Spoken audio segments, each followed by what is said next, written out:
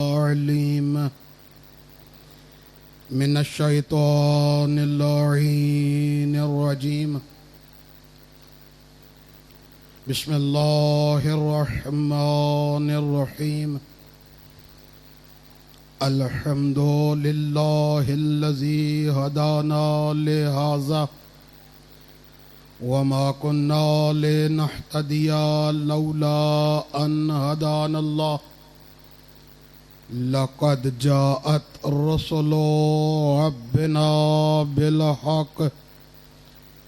الصلاة والسلام على الرسول المسدد المصطفى الأمجد المحمود الأحمد أبا القاسم محمد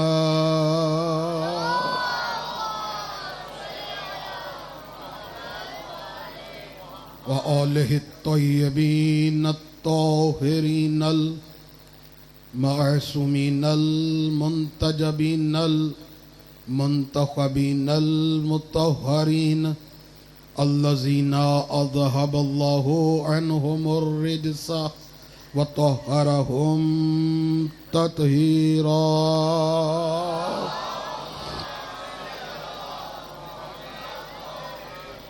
ولعنة الله على أعدائهم ملعنين من ليلنا هذا إلى قيام يوم الدين. أما بعد فقد قال الله تبارك وتعالى في كلامه المحكم وخطابه المتقن وقوله أحسن. بسم الله الرحمن الرحيم. إنما وليكم الله ورسوله والذين آمنوا الذين يقيمون الصلاة ويؤتون الزكاة وهم راكعون. صلوات.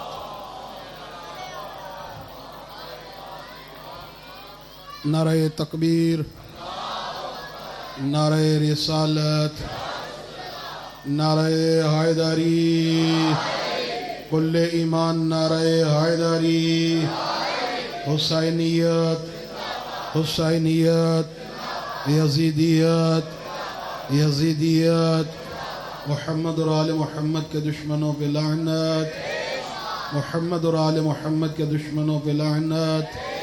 با آواز بلند صلوات.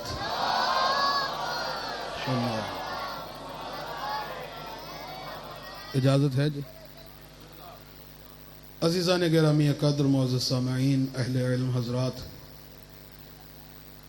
محرم الحرام کی آج دوسری تاریخ اور ولایت کے موضوع پر دوسری مجلس آپ احباب کی سماعتوں کی نظر کرنے کی سعادت حاصل کر رہا ہوں. سورہ مائدہ قرآن مجید کا نہایت مشہور و معروف سورہ، اور اس سورہ کی آیت نمبر 55 پڑھنے کا شرف حاصل ہو رہا ہے. ارشاد رب العزت ہو رہا ہے، انما ولیکم اللہ ورسولہ. یقیناً، انما کا مطلب ہے یقیناً. انما عربی گرامر جاننے والے جانتے ہیں کہ یہ کلمہ حصر ہے. کلمہ حصر اسے کہتے ہیں کہ جو اس کے اندر آ جائے وہ باہر والوں جیسا نہیں ہوتا، اور جو اس سے باہر ہو وہ اندر والوں جیسا نہیں ہوتا. اس کی اس سے پہلے جو مثال ہے وہ آیت تطہیر میں ملتی ہے. انما یرید اللہ لیذھب عنکم الرجس. اللہ کا یہ ارادہ ہے کہ اے اہل بیت محمد، آپ سے اللہ رجس کو دور رکھے۔ آیے تطہیر میں جو حصار میں آ گئے ان کے نزدیک رجس جا ہی نہیں سکتا۔ تو یہاں بھی لفظ انما ہے، اللہ کہہ رہا ہے انما ولیکم اللہ، یقیناً بس تمہارا ولی اللہ ہے۔ توجہ، وَرَسُولُهُ، اور تمہارا ولی بس رسول ہے۔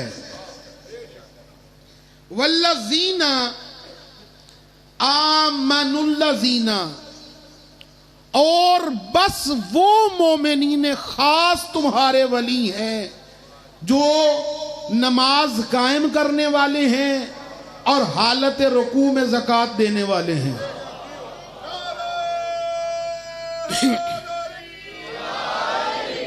اب ولایت منحصر ہے اس آیت میں۔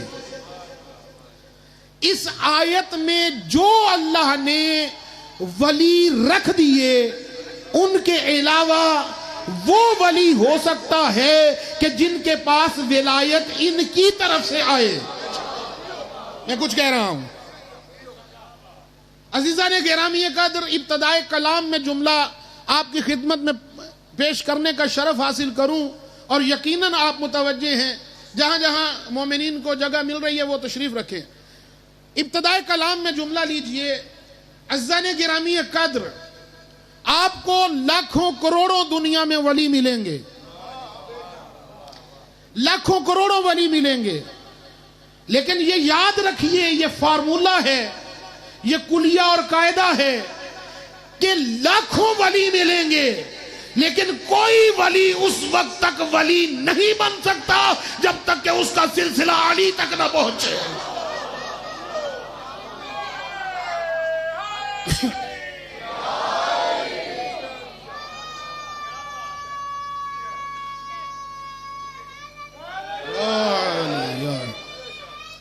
یا علی، توجہ فرما رہے ہیں عزیزان محترم۔ تو یہ ولایت اللہ نے قرآن میں بیان کی۔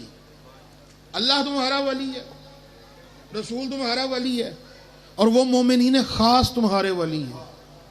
ان کی صفات کیا ہیں؟ وہ نمازوں کو قائم کرنے والے ہیں۔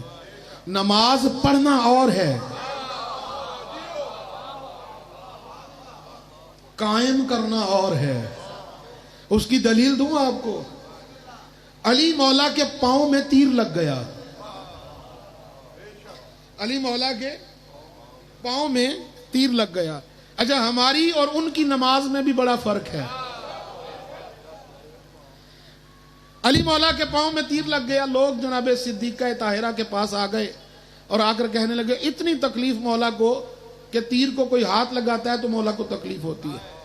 صدیقہ کے پاس ایک شخص آیا، اس نے کہا بی بی یہ معاملہ ہے۔ بی بی نے فرمایا علی کے پاؤں سے دو روایتیں ہیں، ایک روایت ہے رسول اللہ کے پاس، ایک روایت ہے جناب صدیقہ طاہرہ کے پاس، یہ معاملہ ہو گیا۔ بی بی نے فرمایا علی کے پاؤں سے تیر اس وقت نکالنا جب علی سجدے میں ہو۔ یا علی،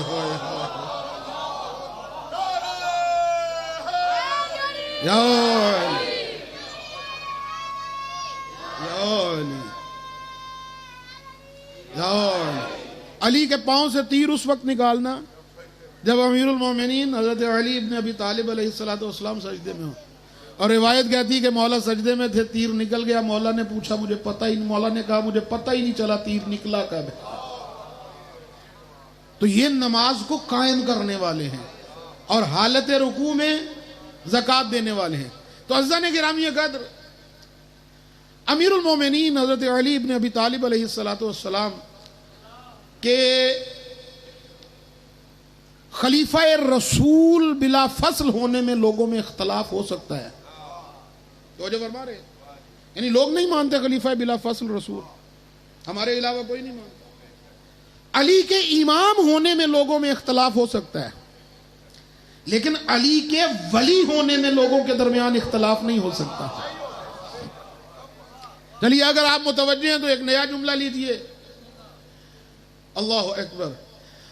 اللہ نے پورے قرآن میں اپنے آپ کو نبی نہیں کہا, اللہ نے اپنے آپ کو رسول نہیں کہا, اللہ نے اپنے آپ کو امام نہیں کہا, لیکن اللہ نے اپنے آپ کو ولی کہا. اور جہاں اپنے آپ کو ولی کہا وہیں علی کو ولی کہا. توجہ فرما رہے ہیں؟ تو یہ جو آیت ولایت ہے اس کا شان نزول کیا ہے, یعنی یہ نازل کب ہوئی؟ تو تمام شیعہ مفسرین نے لکھا, اور شیعوں نے تو لکھنا ہی تھا, اہل سنت مفسرین نے تقریباً سب نے لکھا.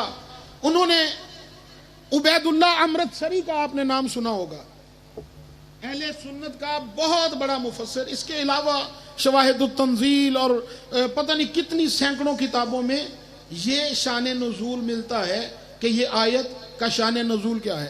عبید اللہ امرتسری, ان کی بہت مشہور کتاب ہے ارجح المطالب. کیا نام ہے کتاب کا؟ ارجح المطالب. میرے نوجوان بچے جو میں حوالہ دوں اسے نوٹ کیا کریں اور جا کر اس کی تسلی کیا کریں. اب یہ ممبر وہ ممبر نہیں ہے کہ کچھ بھی کہہ کے کوئی چلا جائے. چونکہ الحمدللہ ثم الحمدللہ ہمارا ممبر وہ ہے, یہ فرش اعضاء وہ ہے کہ یہاں پہ صرف مومنین موجود نہیں ہوتے. ہمارے اہل سنت برادران بھی, مجھے تو نہیں معلوم, بہرحال یقیناً اہل سنت برادران ہوں گے. تو جو بھی گفتگو ہوگی وہ اتحاد کے موافقت میں ہوگی, اور جو ریفرنس دیا جائے گا, جو حوالہ دیا جائے گا, میں ان سے گزارش کروں گا کہ وہ جا کے ضرور دیکھیں. اور آج کل دیکھنا بہت آسان ہو گیا ہے, ان مولوی کو جان دی لوڑ ہی کوئی نہیں. پہلے مولوی صاحب کے پاس جاتے تھے, لوگ کہتے تھے جیسے ہی کوئی سوال کرنا تو انہوں نے پہلا سب سے جملہ یہ کہنا, تم شیعہ تو نہیں ہو. توجہ فرما رہے ہیں؟ ایسا ہی ہے نا, تم شیعہ تو نہیں ہو. اگر اس نے کہنا کہ جی نہیں میں شیعہ نہیں, تو پھر کہنا ایسی باتیں نہ کیا کرو. لیکن الحمدللہ یہ وہ ممبر ہے کہ جس ممبر پر بیٹھنے والا کہا کرتا تھا سلونی سلونی قبل ان تفقدونی. پوچھو مجھ سے کیا پوچھنا چاہتے ہو, اس سے پہلے کہ تم مجھے مفقود کر دو, کھو دو. تو الحمدللہ اس ممبر پہ جو بھی آئے گا اس کی ایک ذمہ داری ہوگی. تو عبید اللہ امرتسری نے کتاب لکھی ارجح المطالب. وہ ارجح المطالب میں لکھتے ہیں کہ ہم روایت کرتے ہیں عبداللہ ابن عباس سے. عبداللہ ابن عباس مفسر قرآن, بزرگ بہتر جانتے ہیں, نوجوانوں کو بتا رہا ہوں, مفسر قرآن. عبداللہ ابن عباس روایت کرتے ہیں کہ ہم مدینے سے باہر ایک درخت کے نیچے بیٹھے تھے کہ اچانک ہم نے دیکھا, پوری توجہ, اچانک ہم نے دیکھا کہ ایک گھوڑے سوار آ رہا ہے. اس گھوڑے سوار کی حالت یہ ہے کہ اس نے نقاب سے اپنے چہرے کو لپیٹا ہوا ہے, نقاب سے چہرہ چھپایا ہوا ہے. عبداللہ ابن عباس کہتے ہیں کہ وہ گھوڑے سوار میرے پاس آ کے رکا, اور رکنے کے بعد اس نے آ کر علی کے فضائل بیان کرنا شروع کر دیے. علی کے فضائل بیان کرنا شروع کیا, اور پھر فضائل بیان کرتے کرتے عبداللہ ابن عباس کہتے ہیں کہ اس شخص نے جو گھوڑے پہ سوار ہو کے آیا تھا, اس نے کہا ہم مسجد نبوی میں نماز پڑھ رہے تھے کہ اچانک مسجد نبوی میں ایک سائل آیا, اور اس نے آ کر اللہ کی بارگاہ میں التماس کی, التجا کی کہ ہے کوئی پروردگار تیری بارگاہ میں کہ جو تیرے نام پر مجھے کچھ عطا کرے. پوری توجہ عزیزان محترم, میں شان نزول بیان کر رہا ہوں. عبداللہ ابن عباس کہتے ہیں وہ گھوڑے سوار کہتا ہے ہم مسجد نبوی میں نماز پڑھ رہے تھے کہ اچانک ایک سائل آیا, اس نے اللہ کی بارگاہ میں سوال کیا کہ پروردگار ہے کوئی جو تیری بارگاہ میں مجھے کچھ عطا کرے. عبداللہ ابن عباس کہتے ہیں وہ شخص کہتا ہے کسی نے اس سائل کو جواب نہ دیا, پھر اس نے دوسری مرتبہ سوال کیا، کسی نے جواب نہ دیا، پوری توجہ، پھر تیسری مرتبہ اس نے سوال کیا، کسی نے جواب نہ دیا۔ اب جب تیسری مرتبہ اس سائل کے سوال پر کسی نے جواب نہ دیا تو وہ گھوڑے سوار کہتا ہے کہ وہ اللہ کی بارگاہ میں اللہ سے شکوہ کر کے واپس جانے لگا، پروردگار تو گواہ رہنا کہ میں تیری بارگاہ سے خالی ہاتھ واپس جا رہا ہوں۔ وہ گھوڑے سوار کہتا ہے جیسے ہی اس سائل نے یہ شکوہ کیا پروردگار کی بارگاہ میں، علی نے حالت رکوع میں اپنا ہاتھ اس سائل کی طرف بڑھایا، اس سائل نے علی کے ہاتھ سے انگوٹھی کو اتارا۔ وہ گھوڑے سوار کہتا ہے تھوڑی دیر کے بعد مسجد نبوی میں رسول اللہ تشریف لائے اور آ کر کہا تم میں سے کون ہے وہ شخص جس نے آج حالت رکوع میں زکوٰۃ دی ہے؟ تو علی نے کہا یا رسول اللہ میں نے حالت رکوع میں زکوٰۃ دی ہے۔ تو رسول نے مسکرا کر کہا یا علی مبارک ہو، تمہاری مدح میں اللہ نے یہ آیت نازل کی ہے۔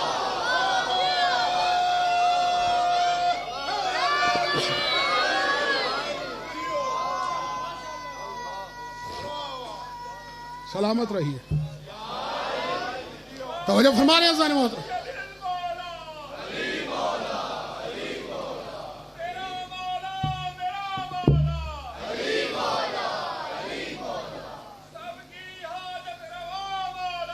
علی مولا،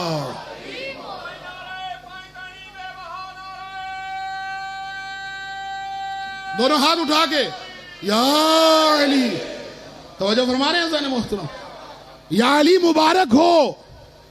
یہ شیعہ نہیں لکھ رہے، اہل سنت ہیں، عبید اللہ ابن امرتسری، ارجح المطالب اہل سنت کی کتاب ہے۔ یا علی مبارک ہو، اللہ نے آپ کی شان میں یہ آیت قصیدے کے طور پہ نازل کی ہے۔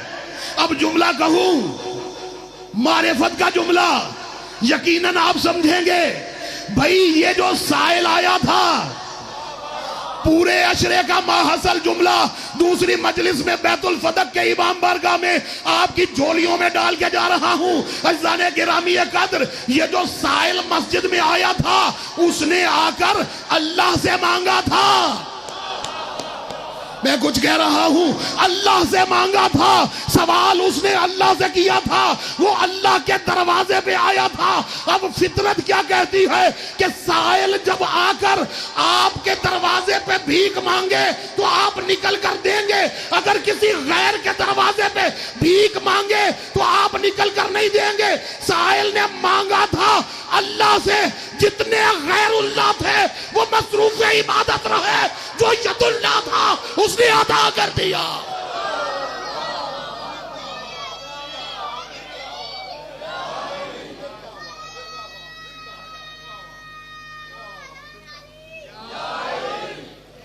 توجہ فرما رہے ہیں عزیزان محترم، جتنے غیر اللہ تھے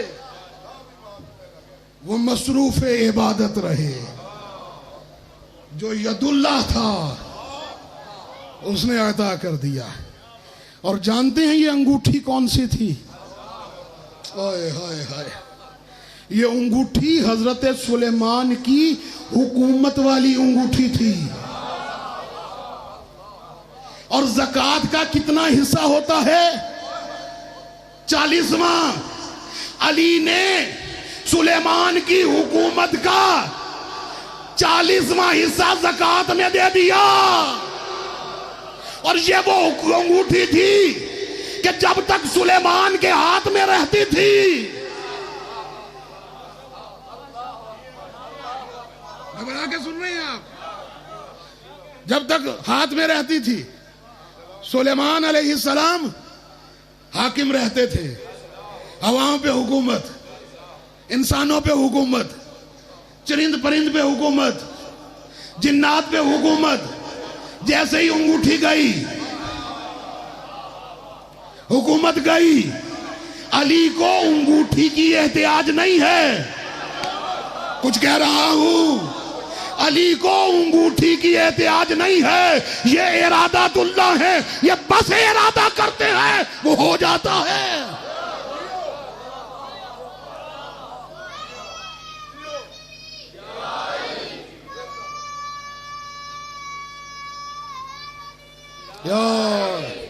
توجہ فرما رہے ہیں؟ عبداللہ ابن عباس کہتے ہیں کہ جو گھوڑے پہ سوار آیا تھا نا، اس کا چہرہ نقاب سے چھپا ہوا تھا. کہتے ہیں کہ میں نے، اب جملہ لیجئے، میں نے اس گھوڑے سوار سے کہا، اے گھوڑے سوار، تمہیں اسی علی کا واسطہ، آئے ہائے ہائے، تمہیں اسی علی کا واسطہ جس کے تم فضائل پڑھ رہے ہو، ذرا اپنے چہرے سے نقاب تو ہٹاؤ. اب میں دیکھتا ہوں جس کے دل میں علی بستا ہے وہ خاموش کیسے رہتا ہے. تمہیں اسی علی کا واسطہ جس کے تم فضائل پڑھ رہے ہو، ذرا اپنے چہرے سے نقاب تو ہٹاؤ. عبداللہ ابن عباس کہتے ہیں اب جب اس نے نقاب ہٹائی تو وہ کوئی اور نہیں تھا، ابو ذر غفاری تھا.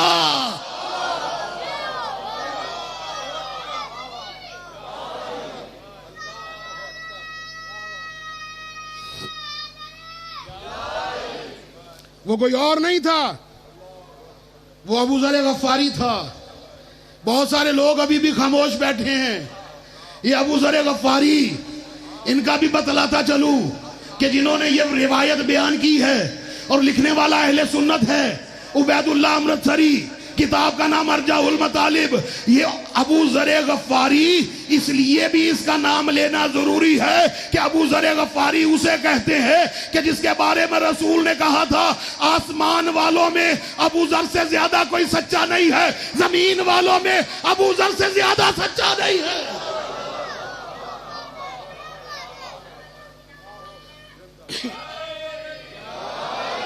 وہ ابو ذر بیان کر رہے ہیں.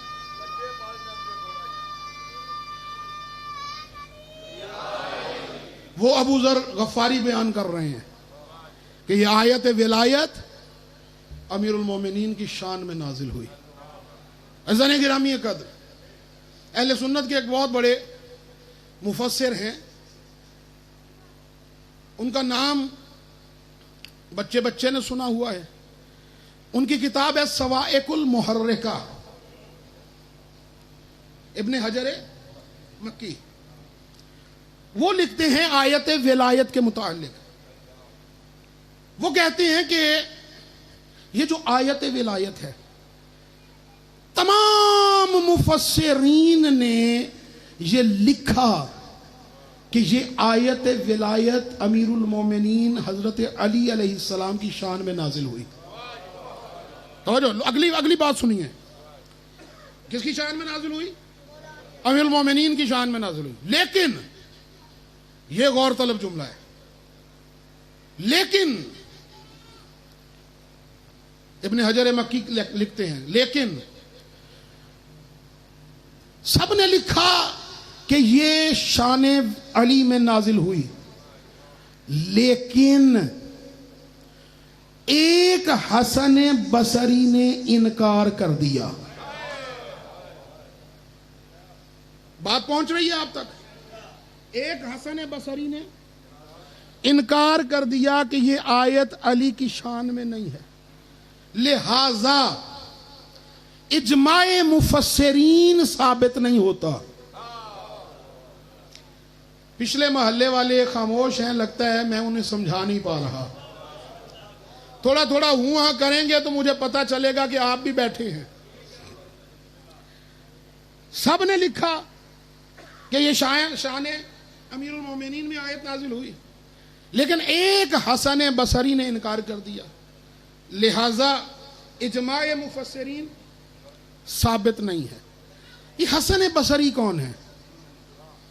دیکھیے عزیزان گرامی قدر، صوفیت میں اور شیعت میں ایک بنیادی فرق ہے. توجہ، یہ صوفیت کے بانی ہیں حسن بصری. دیکھیے، اگر تو یہ جملہ لکھ لیجئے، اگر تو آپ عادتاً علی ولی اللہ پڑھتے ہیں تو پھر کوئی بات نہیں. میں بہت بڑا جملہ کہہ کے جا رہا ہوں. اگر تو آپ عادتاً علی ولی اللہ کہتے ہیں تو پھر تو ٹھیک ہے، لیکن اگر واقعاً آپ علی کو ولی مانتے ہیں تو پھر علی ہی کو ولی مانو، کسی اور کو ولی نہ مانو۔ یہ حسن بصری کون ہے؟ دیکھیے ان کا سلسلہ، یہ بھی در اہل بیت پہ آتے ہیں، ہم بھی در اہل بیت پہ آتے ہیں، لیکن ان میں اور ہم میں فرق یہ ہے کہ یہ در اہل بیت پر آنے کے بعد کہیں اور بھی جاتے ہیں، ہم یہیں ہی آتے ہیں۔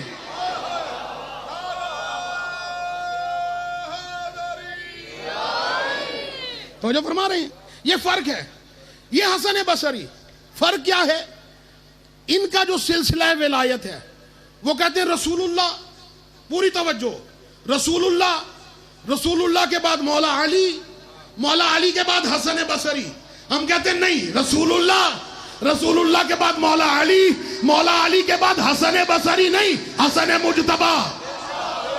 میں کچھ کہہ رہا ہوں، مولا علی کے بعد حسن بصری نہیں، حسن مجتبی، اور حسن مجتبی کے بعد حسین شہید کربلا، حسین کے بعد زین العابدین کے بعد محمد باقر کے بعد جعفر صادق کے بعد موسی کاظم کے بعد علی رضا کے بعد محمد تقی کے بعد علی النقی کے بعد حسن عسکری، اور حسن عسکری کے بعد ولایت کا سلسلہ ختم نہیں ہوا۔ ایک وارث ولایت آج بھی پردہ غیبت میں ہے کہ جو بتا رہا ہے کہ جس محمد سے ولایت کا آغاز ہوا تھا اس کا آخری محمد بیٹا پردہ غیبت میں موجود ہے۔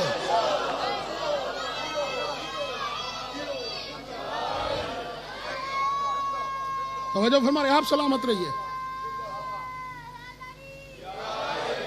توجہ فرما رہے ہیں زان محترم۔ تو انہوں نے کیا کہا؟ چونکہ حسن بصری نے انکار کر دیا لہذا اجماع ثابت نہیں۔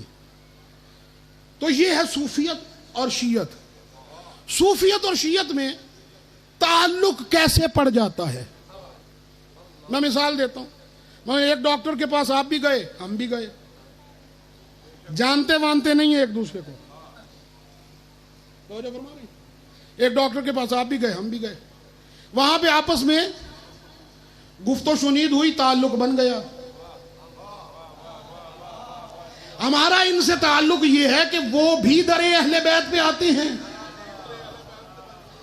ہم بھی در اہل بیت پہ آتے ہیں، لیکن فرق کہاں سے پڑتا ہے؟ وہ یہاں سے ہو کر کہیں اور چلے جاتے ہیں،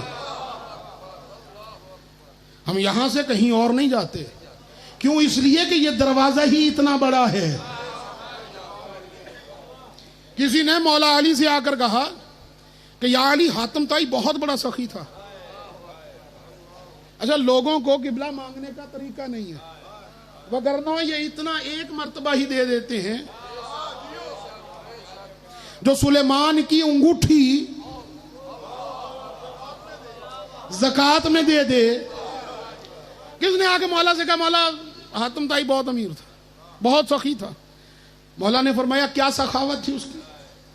کہا کہ مولا اس نے 40 دروازے بنوائے ہوئے تھے، ایک دروازے پہ سائل آتا تھا، وہ کہتا تھا دوسرے پہ آ، ایسے کرتے کرتے 40 دروازوں سے۔ مولا نے فرمایا یہ سخاوت تو نہیں ہے، یہ تو توہین ہے۔ یہ تو توہین ہے۔ سخی اسے کہتے ہیں کہ جو ایک بار مانگنے پر اتنا عطا کر دے کہ اسے دوبارہ مانگنا ہی نہ پڑے۔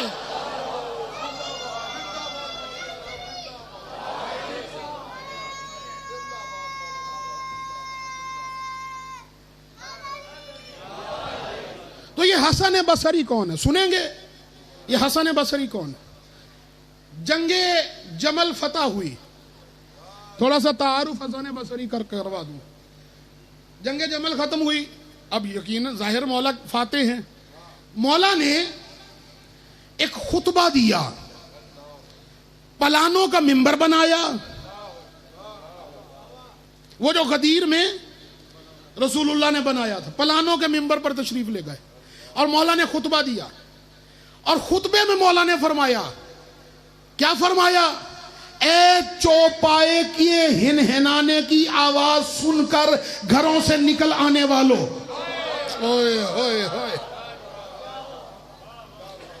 اے عورت کے سپاہیوں. جب مولا نے یہ جملے کہے، حسن بصری موجود تھا. اس نے کہا یا علی، پوری توجہ، یا علی، وہ جو جمل میں آپ کے مقابلے میں آئے اور قتل ہوئے، کیا وہ لا الہ الا اللہ محمد الرسول اللہ پڑھنے والے نہیں تھے؟ اللہ کرے میں یہ جملہ آپ تک پہنچا جاؤں. وہ جو جمل میں آپ کے مقابلے پر آئے تھے، کیا وہ لا الہ الا اللہ محمد رسول اللہ پڑھنے والے نہیں تھے؟ کیا وہ مسلمان نہیں تھے؟ مولا نے فرمایا بالکل مسلمان تھے. تو پھر آپ نے انہیں قتل کیوں کیا؟ توجہ، پھر آپ نے انہیں قتل کیوں کیا؟ مولا فرماتے ہیں جب وہ لا الہ الا اللہ محمد رسول اللہ پڑھنے والے تھے تو تم نے اس لشکر والوں کا ساتھ کیوں نہیں دیا؟ ہائے ہائے ہائے،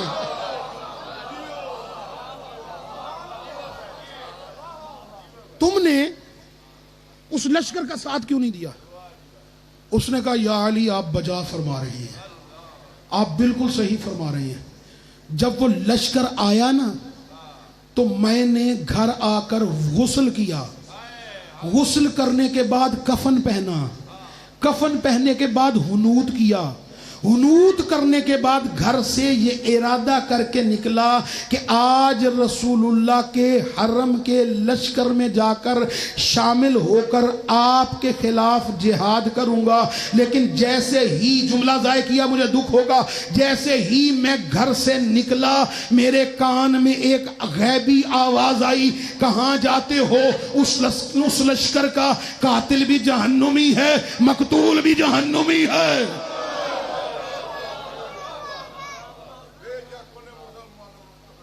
کدھر جاتے ہو؟ اس لشکر کا قاتل بھی جہنم میں جائے گا، مقتول بھی جہنم میں جائے گا. کہتا میں یا علی سن کر خوف زدہ ہو گیا، میں واپس گھر چلا گیا. دوسرے دن پھر میں نے ارادہ کیا، غسل کیا. اچھا احتجاج طبرسی سے یہ پڑھ رہا ہوں، ہمارے مذہب کی بہت بڑی کتاب. دوسرے دن پھر غور کیا، ارادہ کیا، غسل کیا، کفن پہنا، حنوط کیا، پھر گھر سے نکلا. پھر کان میں آواز آئی، کہاں جاتے ہو؟ اس لشکر کا قاتل بھی جہنمی ہے، مقتول بھی جہنمی ہے. پھر واپس آ گیا. تیسرے دن پھر ارادہ کیا، غسل کیا، کفن پہنا، حنوط کیا، پھر باہر آیا. پھر آواز آئی، کدھر جاتے ہو؟ اس لشکر کا قاتل بھی جہنمی ہے، مقتول بھی جہنمی ہے. علی مسکرائے، کہا وہ آواز ٹھیک تھی، تم نے جو آواز سنی تھی وہ ٹھیک تھی، لیکن تم جانتے ہو کہ وہ آواز کس کی تھی؟ اس نے کہا نہیں یا علی. مولا نے فرمایا وہ آواز شیطان کی تھی،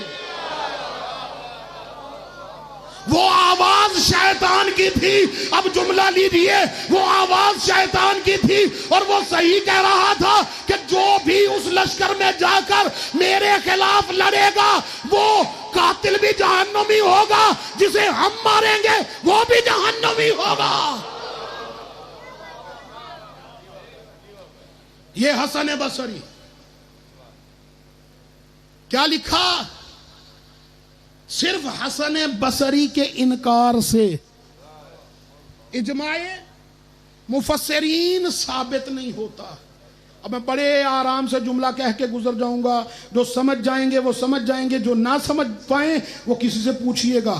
انہوں نے لکھا کہ سب نے لکھا کہ یہ آیت علی کی شان میں آئی، لیکن ایک حسن بصری نے انکار کیا، لہذا اجماع مفسرین ثابت نہیں ہوتا. تو میں نے کہا چلو مان لیا، تسلیم کر لیا، سارے مفسرین یہ مان جائیں کہ یہ آیت علی کی شان میں آئی ہے، لیکن ایک حسن بصری کے انکار کی وجہ سے اگر اجماع مفسرین ثابت نہیں ہوتا تو پھر یہ تو بتاؤ اگر کسی کی خلافت سے نبی کی بیٹی انکار کر دے تو پھر کیسا سمجھو؟ اوئے ہوئے، پھر اجماع مفسرین کیسے ثابت ہوگا؟ تو زن گرامی قدر، یہ ولایت وہ ولایت ہے کہ جو اللہ کی طرف سے عطا کردہ ہے. اس ولایت کے درمیان میں آپ کسی کو داخل نہیں کر سکتے. آج دیکھیے آپ، میں آپ کی زحمتوں کو تمام کروں، ہر جگہ پہ آپ کو ولی نظر آئیں گے. 3 سال سے نہایا نہیں، یہ بھی اللہ کا ولی. میں کچھ کہہ رہا ہوں. 4 سال سے کپڑے نہیں پہنے، یہ بھی اللہ کا ولی. آپ کے ذوق کے قریب ہو کے جملہ کہنے جا رہا ہوں. سڑک کے درمیان میں کسی کی قبر نکل آئی، کون ہے؟ اللہ کا ولی ہے. جسم سے بدبو آ رہی ہے، کون ہے؟ اللہ کا ولی ہے. جملہ لیجئے، خدا کی قسم کیا انتقام قدرت ہے کہ ایک اللہ کے ولی کو نہ ماننے کی سزا یہ ملی کہ ہر پاگل کو ولی ماننا پڑا.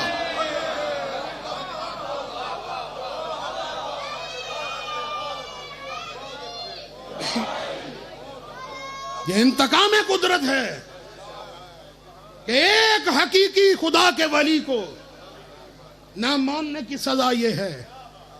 اہل سنت کے بہت بڑے عالم ہیں، وہ لکھتے ہیں کہ کتنے ہی چاہے کسی سے معجزات دریافت ہو رہے ہوں، معجزات نمودار ہو رہے ہوں، کرامات ظاہر ہو رہی ہوں، لیکن اگر اس کا سلسلہ ولایت علی کی طرف نہیں جاتا تو وہ ولی نہیں، شیطان ہے.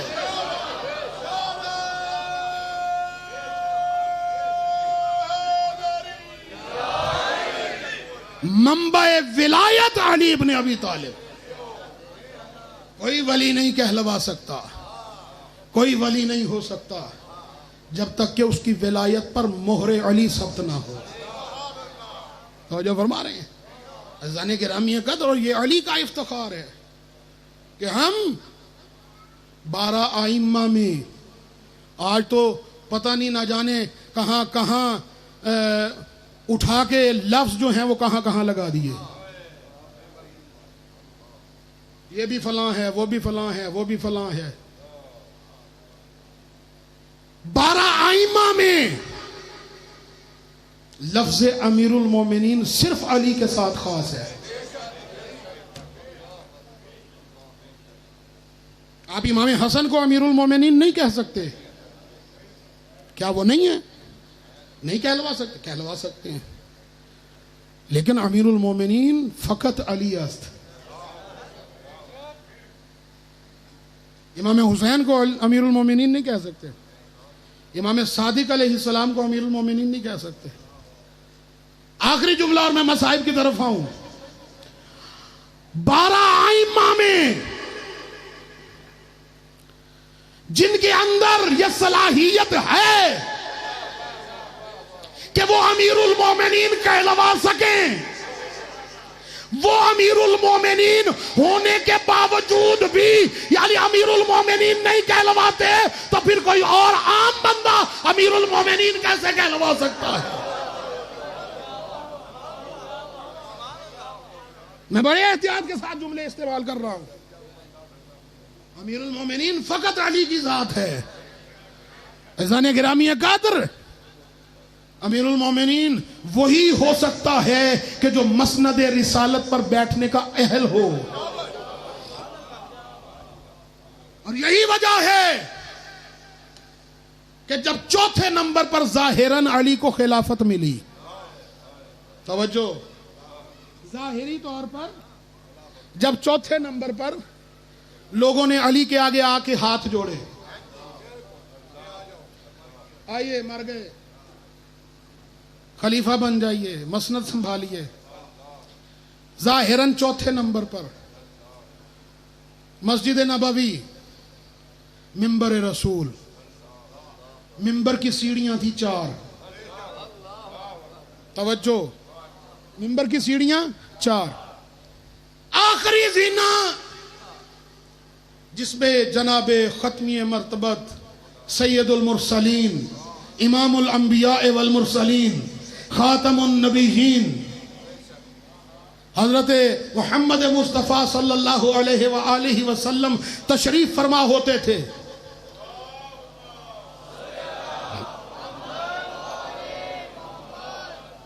جب رسول کے بعد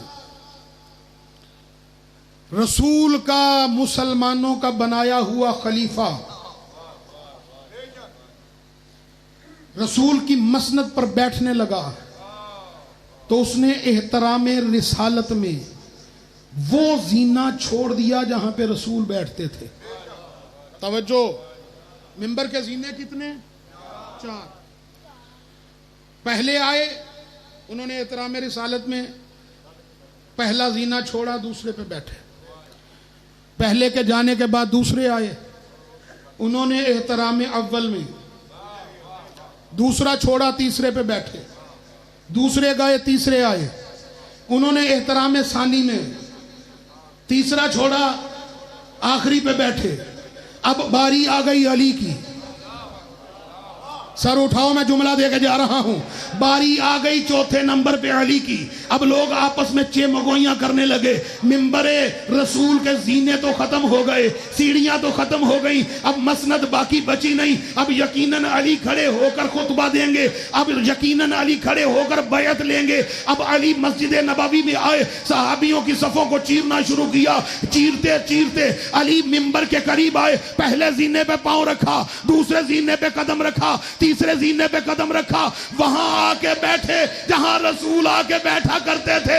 جب مسند رسول پر علی تشریف فرما ہوئے، ان صحابیوں کے مجمع میں ایک بوڑھا صحابی کھڑا ہوا. اس نے کہا خدا کی قسم آج حق اپنے مقام پہ آ گیا. نعرہ حیدری.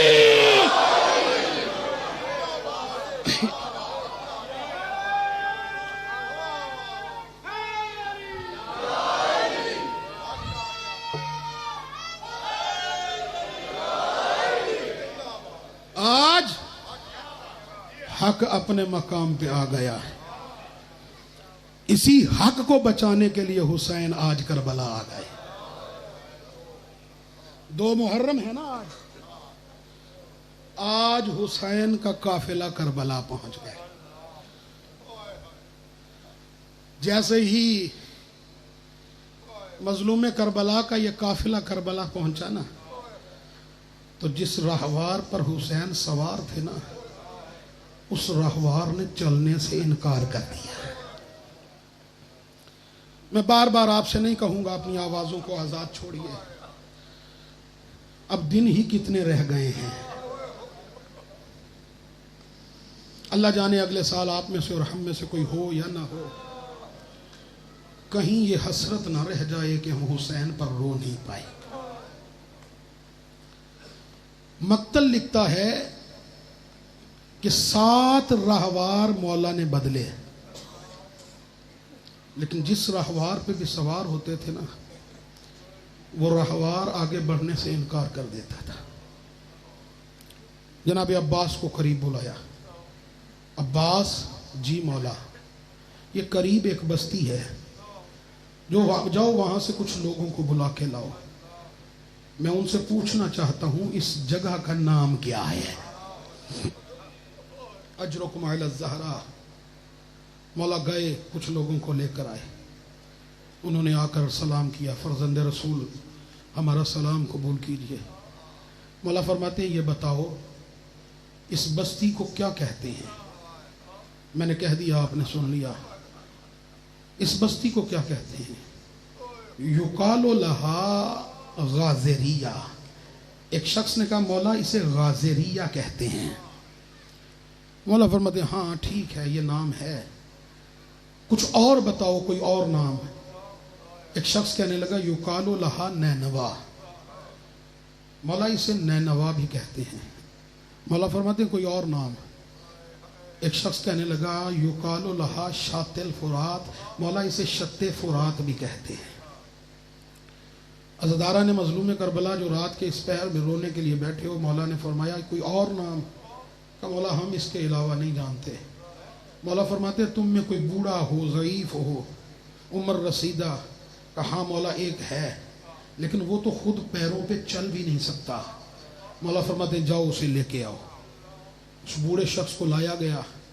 فرزند رسول کے قدموں پہ سر رکھ کے کہتا ہے فرزند رسول میں آپ کا شکر ادا کرتا ہوں کہ آپ نے مجھے یہ شرف بخشا مولا فرماتے ہیں انہوں نے یہ نام اس بستی کے بتائے ہیں، تم بتاؤ کہ اس کا کوئی اور نام بھی ہے؟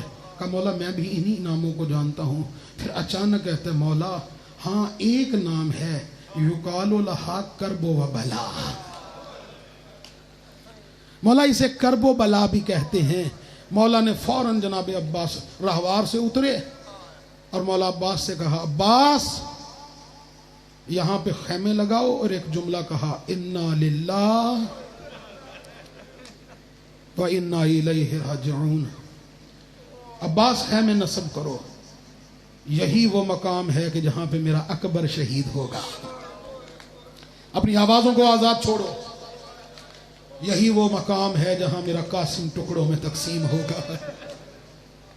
جن کی چھوٹی چھوٹی اولاد ہے مولا فرماتے ہیں عباس یہی وہ مقام ہے جہاں پہ میں اپنے 6 مہینے کے بچے کو ہاتھوں پہ اٹھا کے لے جاؤں گا اور فوج اشقیاء سے پانی مانگوں گا۔ مولا آپ کی آوازوں پہ رحمت نازل کرے۔ اور یہ کہنے کے بعد مولا ان عماریوں کے قریب آئے، ان محملوں کے قریب آئے جہاں پہ مستورات بیٹھی تھی۔ مولا نے جناب عالیہ سلام اللہ علیہ کو محمل سے اتارا اور جو خیمہ لگایا جناب عباس نے اس خیمے میں لے گئے۔ خیمے میں چھوڑ کے مولا فرماتے ہیں بہن زینب یہاں بیٹھو میں ابھی آتا ہوں۔ آئے واپس، ابھی مولا ان سے بات کر رہے تھے کہ میں تم سے یہ زمین خریدنا چاہتا ہوں۔ اچانک جناب زینب نے جناب فضہ کو بلایا اور بلا کر کہتی اماں فضہ میرا دل گھبرا رہا ہے، جب سے میں اس خیمے میں آئی ہوں نا میرا دل گھبرا رہا ہے، جاؤ جا کر میرے بھائی حسین سے کہو تمہیں تمہاری بہن بلا رہی ہے۔ جناب فضہ آئیں، مولا سے کہا آقا آپ کو آپ کی بہن بلا رہی ہے۔ مولا خیمے میں آئے، پوچھا بہن کیا وجہ ہے، کیوں بلایا ہے؟ کہا آقا بھائی حسین کیا یہ ہو نہیں سکتا کہ ہم خیمے یہاں سے اکھاڑیں اور کہیں اور چلے جائیں؟ کہا بہن کیا ہوا ہے؟ کہا جب سے یہاں آئی ہوں نا اس خیمے میں آئی ہوں میرا دل گھبرا رہا ہے۔ جو رونے کے لیے بیٹھے ہو ان کے لیے جملہ کہہ رہا ہوں، کسی کا دل دکھے مجھے معاف کیجئے گا۔ اور بھیا جب سے میں اس خیمے میں آئی ہوں نا اس خیمے کے باہر سے کسی بی بی کے رونے کی آوازیں آ رہی ہے، کوئی بی بی رو کے چیخ چیخ کے رو رہی ہے۔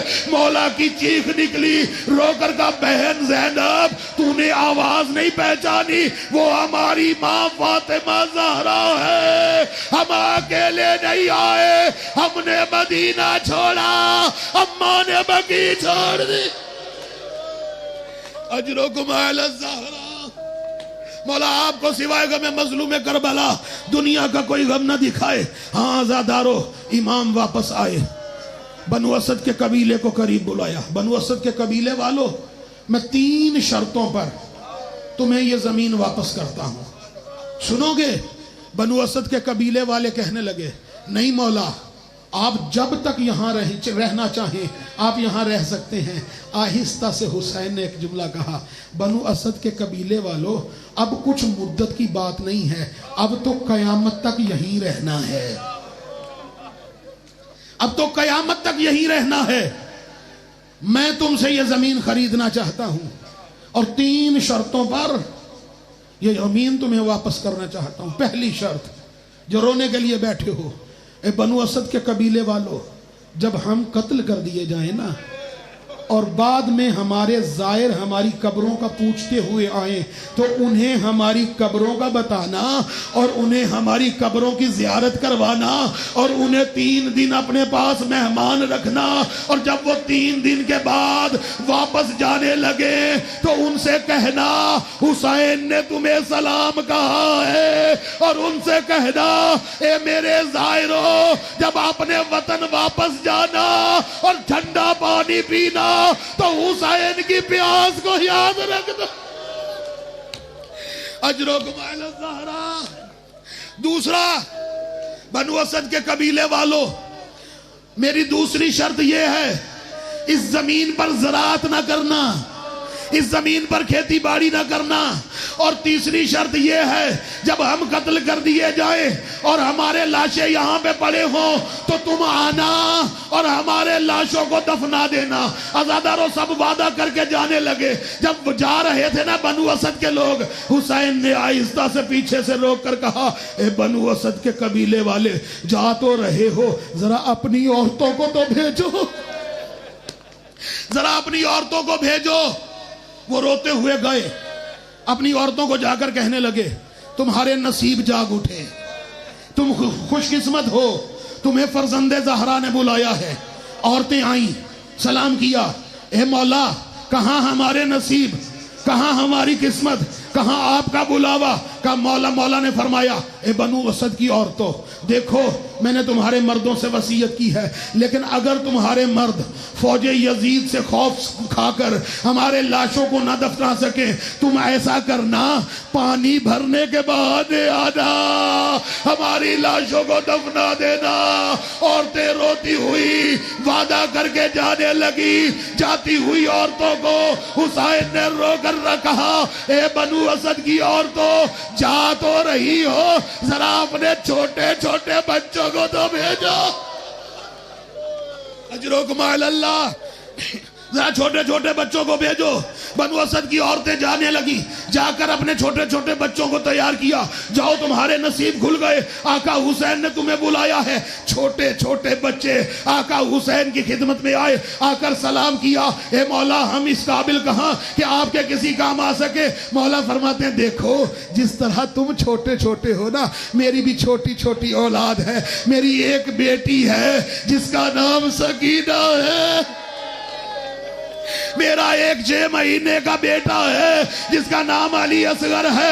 اے بنو اسد کے بچوں, تمہارے والدین اگر ہمارے لاشوں کو نہ دفنا سکے تو تمہارے غربت حسین کی, تمہارے والدین اگر ہمارے لاشوں کو نہ دفنا سکے تو تم کھیلنے کے بہانے آنا, ایک ایک مٹھی مٹی کی اٹھانا, ہمارے لاشوں پہ ڈال دینا. آزادارو, آج بھی 11 محرم کو بنو اسد کا قبیلہ شام غریباں کے وقت کربلا میں آتا ہے, ہاتھوں میں بیلچے ہوتے ہیں اور جملہ کہتے ہیں, آئین آئین الحسین, آئین آئین الحسین. اے مولا حسین کہا ہو, ہمارے والدین ہمارے بزرگ اگر آپ کو دفنا نہیں سکے, آئیے مولا ہم آپ کو دفنانے آئے ہیں.